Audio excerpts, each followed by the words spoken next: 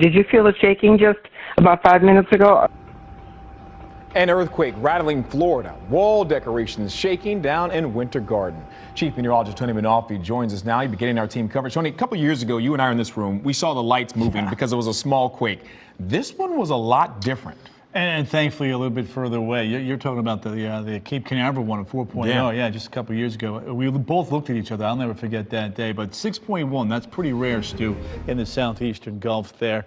That occurred right around 2 o'clock. Now, the depth and the magnitude are the two key pieces of information here. When you are talking about earthquakes that are shallow, less than 70 kilometers like this one, then that is a sure sign that there's going to be the potential, depending upon where on the globe this happens, that there could be a tsunami. Shallow earthquakes are more prone to produce tsunamis, but because of the geographic location with this one, that was the saving grace for us here in Florida. But you can see there's that 4.0 Port Canaveral, 4.4 up there in Palatka, roughly about 464 miles to the southwest of Orlando. And when you look at these statistics here, it's very rare to have a 6.1 close to central Florida. You know, you go back to the only earthquake where the epicenter was in the peninsula, that's Palatka. You got to go back to 1879. That was a 4.4 earthquake. So what caused the earthquake? Well, there's the North American plate and the Caribbean plate. And when there's a slip, that then can create the earthquake, whether it's north or south of it. In this particular instance, it was north of the Caribbean plate. And again, we felt it just between Cancun and Havana. Good news is because of the slope of the ocean and the proximity of where it occurred, there were no tsunami warnings today. So again, thankful for that, but a very, very rare occasion to feel that rumbling under our feet here in Central Florida. Guys, back to you. And that earthquake was felt by a lot of people across Central Florida. West 2's Haley Crumblehome talked to people after hearing from a number of them tonight. Folks throughout Central Florida felt the earthquake Monday in Claremont. The bed was shaking. I looked up. The ceiling was kind of shaking the lamp. In downtown Orlando.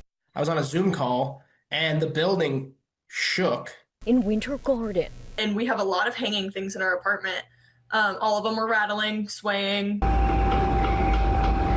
The 6.1 magnitude earthquake off the coast of Cuba caused the shaking hundreds of miles away in Central Florida, prompting 911 calls in Seminole County. Yes. Shaking? You getting reports on that already? Yes, ma'am. What was that? I'm not sure. In Lake County, the earthquake triggered the closure of county offices to allow engineers time to evaluate some of their older buildings, like the county administration building. Just to give professionals time to do a structural inspection and make sure that it's safe to be in. You know, when you've got an older building shaking like that, it's a little disconcerting. Even though the earthquake was felt throughout Central Florida, some people in the same town could have felt something or nothing at all. Professor Steve McNutt, who teaches at the School of Geosciences at the University of South Florida, said it can depend where you are or what you're doing. So the ideal conditions to feel an earthquake, if you're in a very quiet interior place sitting on a sturdy wooden chair, you'll likely feel it. Somebody walking outside 50 feet away would probably not feel it. Another USF professor said an earthquake of this size this far from Central Florida isn't likely to cause any kind of structural damage. Maybe something fell off a shelf or something like that.